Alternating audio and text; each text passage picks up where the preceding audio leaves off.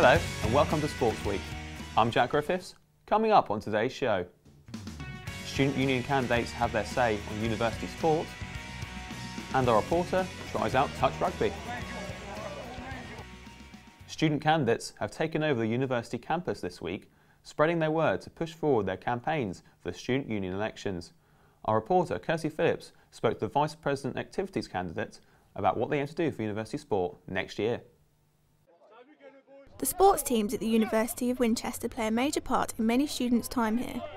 The position of Vice President Activities plays a huge role in supporting and promoting those teams, ensuring social, participation and development opportunities.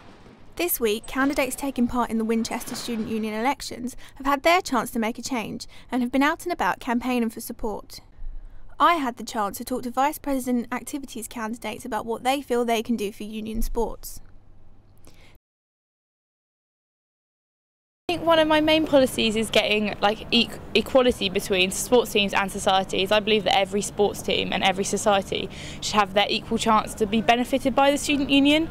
I think it should be equal promotion of everything, making sure that societies are getting their voices out as well as sports teams, and equal budgeting and stuff like that, making sure that we're just helping all sports teams and societies develop as much as they can. For example, you've got 3 levels: bronze, silver and gold, and basically it just gets people more involved in the community, and it's down to the students then to sort of get themselves out there and make themselves aware. But it would be my responsibility as well to sort of help promote them and everything, and make the whole university aware as well that there are a load of good sports teams and societies around that can cater for their needs and ultimately their student experience. The first most important one that I want to push through is for societies and their funding. I've spoken as going around speaking to students last few days.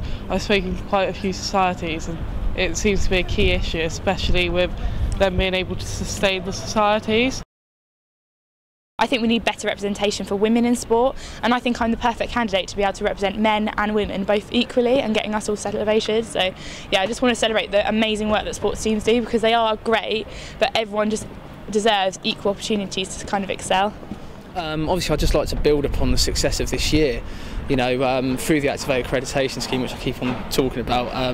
It gives students the opportunity to create participation and awareness within their sports. We've had a real successful year this year as Team Winchester, so my main aim is to get more coaches in, more qualified coaches for our teams to push that through, as well as getting more non-competitive sports involved. So Meg McGrath, the Vice President of Activities. Together we can do it. I'd like to say that a vote for Stevie Fields would be pointing societies and sports teams in the right direction, so give me a vote. Vote Sturge, the girl with the panda. Our union, our societies, our teams. Your needs first. Kirsty Phillips, Winchester News Online, Winchester. Rugby is known as a brutal game, with injuries being amassed in almost every match, whether it be a broken nose or a broken collarbone. But what happens when you take the contact out of the sport? Liam Garahan went to find out. Yeah, shot. With the Rugby World Cup coming to England in 2015, O2 have set up touch rugby centres around the UK to get people into the sport, but not into the hospitals. The game is non-contact, and anyone can play, guys and girls, kids and grandparents, but maybe not your pets. Neil Andrews coaches the centre at Trojans Rugby Club in Eastleigh, and he's certain that touch rugby can be played alongside league and union.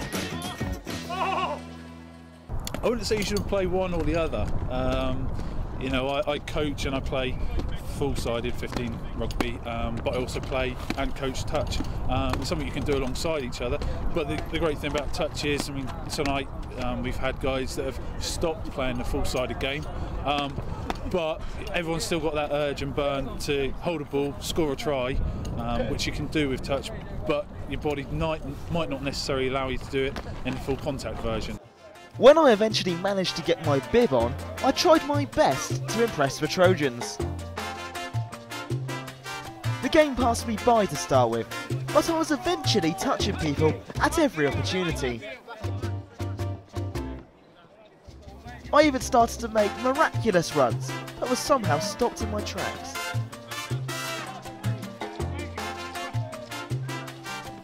I did manage to get a try off camera though. Honest.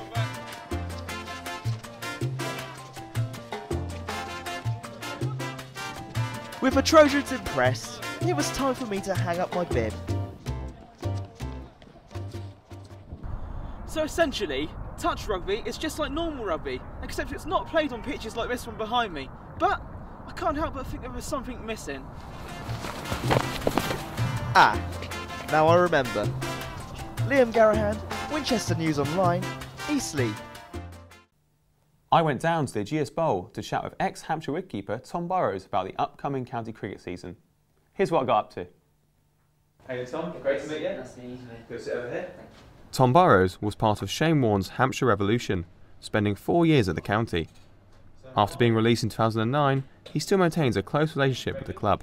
How do you think Hampshire will go on this season? Obviously, with the one-day honours last year, but the disappointment of missing out on promotion to Division 1, the county championship. Yeah. How do you know fare in all three forms of cricket this year? Well, obviously the success they've had in one-day cricket over the last few years demonstrates that they are a fantastic one-day team who are obviously going to be pushing hard for honours in both those competitions, the Pro 40 and the T20.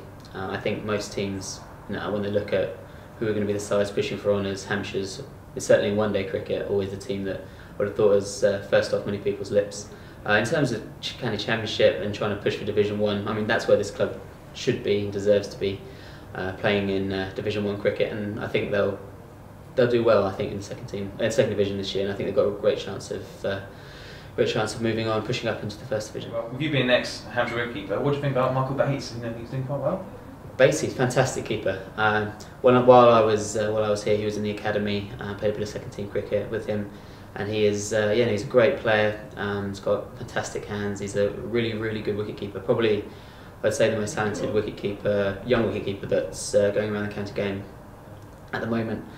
So Hampshire are very lucky with him. Yeah, and also talking about wicketkeepers, Adam Weeds, the new signing. You heard much about him? Yeah, I played quite a lot against him. Sort of while I was in the second team, we played against Essex quite a few times.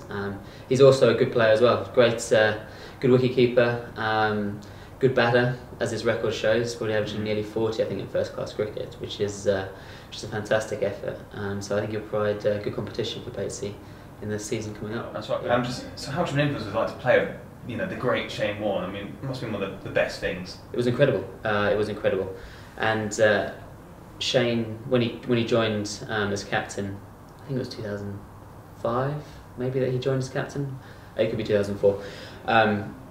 He really changed the way the team approached things. And I think if you were going to talk about one man that really changed the fortunes of Hampshire on the field, it would be Shane, and just the mentality that he brought to cricket. He loves to play cricket. I mean, someone who's a superstar international cricketer, he just loved to play the game. So any county game, he wanted to be there and he wanted to win every game, and that's what he brought to Hampshire, that desire to win every game. Yeah. And you've seen over the last sort of 4 or 5 years the success that the team have had.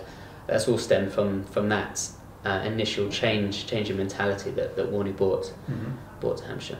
That's your time, Tom. No problem. It's been a pleasure. Nice to meet you. Thank you very much. Okay. And finally, fencing is one of the world's oldest sports and is still going strong here in Winchester. Club of Scream has been running since 1993 and is one of the most successful clubs in Hampshire. Thomas Baxter went down there to get to the point of the sport. Fencing is fast, fun and a great way to get fit. Club of Scream in Winchester is one of the top clubs in the southern region, and I spoke to one of its best up-and-coming fencers, Mark Bukowski, who is currently 28th in the UK men's foal rankings. I started fencing back in Russia, and I lived in Moscow, near one of the best fencing clubs in the country. It's just more of a, standard routine, you get good at something, and it's just, becomes something you just keep want to do, you just want to do it. It's not much as enjoyment, it's just more, self-satisfaction. It's just something I can't really imagine my life without. It was now my turn to have a go, but before I could fight anyone for real, I had to learn the basics of lunging and parrying from the club's head coach, Alan Cook. Although I struggled at first, I eventually got more and more confident.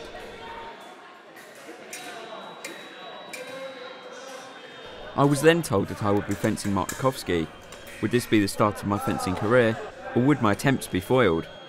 Mark scored the first 2 points, but I gave myself a fighting chance when I made it 2-1. Sadly, it was one-way traffic from then on, and I was beaten by 5 points to 1. Well, that was just as difficult as I thought it would be. But what have I learned? Well, to be a fencer, you need to have good reactions, be very agile, and have good concentration, because a lot of it is forcing the mind. For now, I think I'll just leave it to those who know the sport best. Thomas Baxter, Winchester News Online. That's all from this edition of Sportsweek, but for more award-winning news, sports and features, check out winl.co.uk. Goodbye.